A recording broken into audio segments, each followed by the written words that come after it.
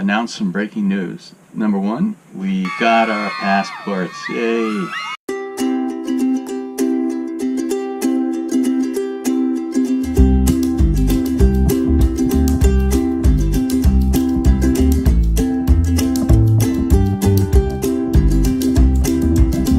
Hey, you know what?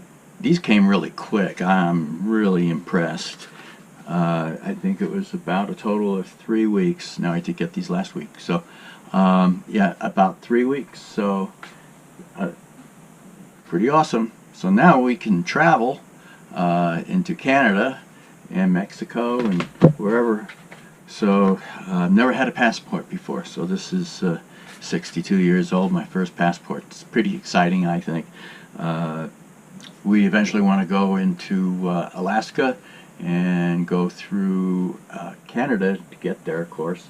So you have to have passports. Years ago, we didn't require passports. We just went into Canada with the driver's license or whatever. Just had to prove your identity. But not anymore. You have to have a passport. So I guess I'm dating myself there. So passports, we got that task accomplished, and that's all done and out of the way. The other thing is I'm registering my one car in South Dakota, and we're doing that by mail. See how that works out. And hopefully in a couple months we'll be going up to South Dakota to domicile, get our South Dakota driver's licenses, and register the trailer and the truck there as well. So stay tuned for that.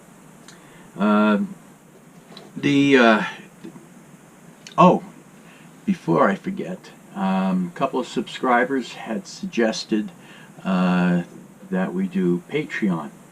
So I don't know how everybody feels about Patreon, but if that looks like it might be worthwhile doing, I'll leave that up to you guys. What do you think?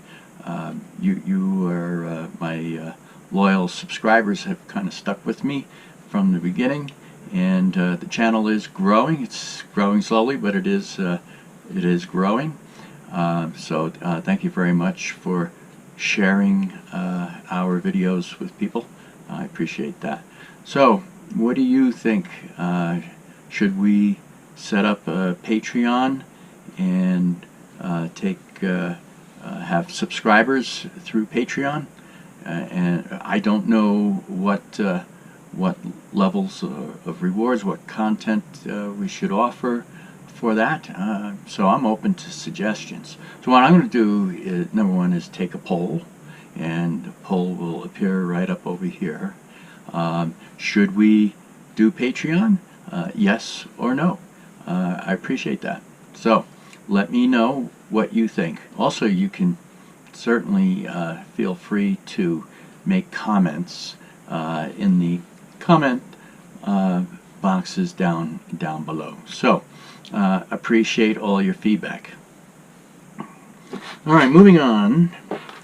The question has come up: why live in an RV, or why retire into an RV? So, you know, there's pros and cons to everything. By selling the house and moving into the trailer, it enables us to pay off debt. So this way we can be debt-free. Now, we're not totally debt-free. We still have bills. I've been holding on to some of the money and just paying the bills off slowly but surely before we actually hit the road. So, you know, is moving into an RV cost-effective? And you know, I guess time will tell on that one. Right now, it is cheaper. Even though we're staying at one RV park, I mean, $500 a month, and plus we pay electric, and then you got the expense of the propane. So this is certainly not running as cheaply as it could, but it is nonetheless cheaper than when we were living in the house. Of course, you know, this is a much smaller space, but it doesn't bother me. We got rid of everything, so, and I don't, you know what, I don't feel like I am missing anything. So it the idea is to travel and be on like a constant vacation. That's what I want it to feel like anyway. We don't have to rely on trying to make money.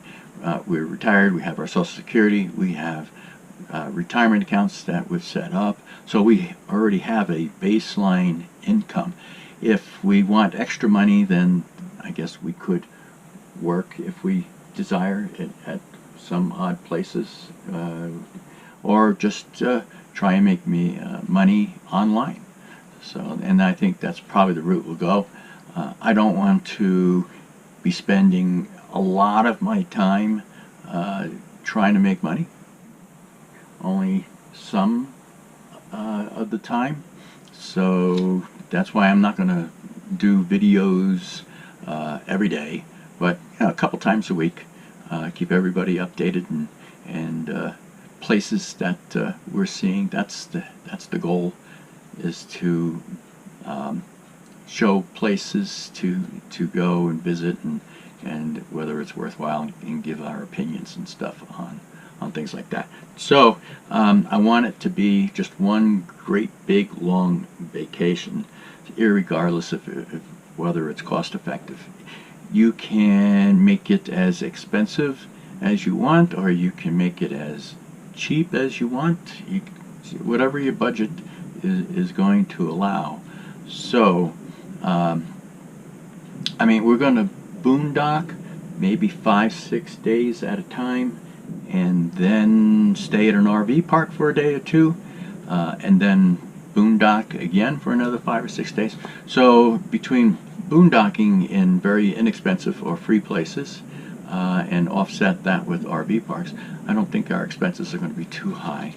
The other thing is, I don't plan on us driving a lot, where you go 100 miles and then stay put for a little bit, and then you drive another 100 miles and stay put. This way you get to see things and do things. That's the plan, is to see things and do things and just enjoy ourselves and have a great time and have no stress.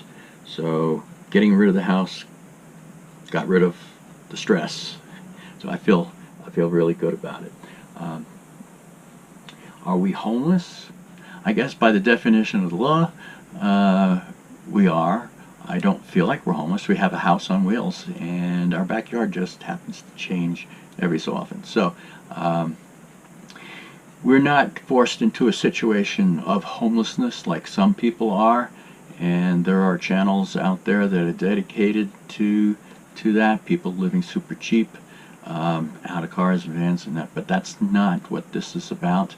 This is about retiring and enjoying yourself and making it all fit in a budget and be comfortable and travel, see things for as long as you can, health permitting and such. So that's what we're doing. Now the question arises, why wait until retirement? Well, I retired early. I retired at 62, and I'm enjoying it. I've worked hard all my life, had the house and the cars, and also had big bills, and so which made you work harder, work long hours, and what a rat race. But the thing is, I did work all my life, and you build up Social Security and you build up retirement funds, and then retire, and then you can do things. There are a lot of people out there who are doing things kind of backwards, and hey, more power to you if you can pull it off. But my concern with that is, if you're young and you're traveling all the time and you don't really work much, when it comes to retirement, you're going to have nothing. So I don't recommend that. It's kind of cool to do something like that for a year or two, and then come off the road and settle down and work and raise a family and that. and then look forward to doing something like this at retirement. But that's just my opinion on it. You can do what you want with that. Take it with a grain of salt, I guess. But I feel that this is the way to go. You worked and you've raised your family, and now you're all done with that, and you're in a new stage in your life, and so now it's time to enjoy yourself and let everything else go. And that's what we're doing, and I feel really good about it. So like I said, you know, we got Social Security and retirement, so money's not too much of an issue. We can manage everything and fit within the budget. If we want to do more, then maybe generate income through online work and that. But like I said, the idea is not to be working too much, but like being on a constant vacation. That is the way to do it. We travel with our pet Thomas. He's a miniature dachshund, and I highly recommend traveling with your pets. Pets in general will travel well. I know Thomas travels extremely well. Dachshunds, I think, typically travel well anyway. But they, I mean, they can limit you a little bit in what the things that you do. I do worry about them if we are plugged in somewhere and we go off and it's hot out and the air conditioner is running, but you know, I always in the back of my mind worry about if the electric power goes out and then the air conditioning goes out. You know, is the dog going to suffer with high heat in the camper? So I do worry about things like that. So we tend not to leave him alone very long. But he goes everywhere that they'll permit animals. So we take him on hikes and he loves it. So it's good for the pets. It's good for you too. Thomas says he likes traveling in the travel trailer too, because he gets to go everywhere we get to go. You don't get left behind. So why domicile in South Dakota? And that's a really good question. Well, typically you would domicile either in Florida, Texas, or South Dakota, and the reason is all three states offer no income tax.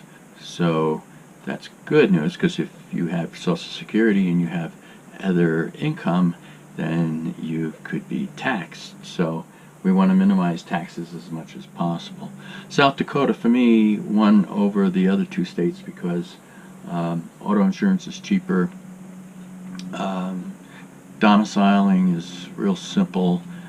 Health insurance cost also appears to be less expensive, and so that's all a factor.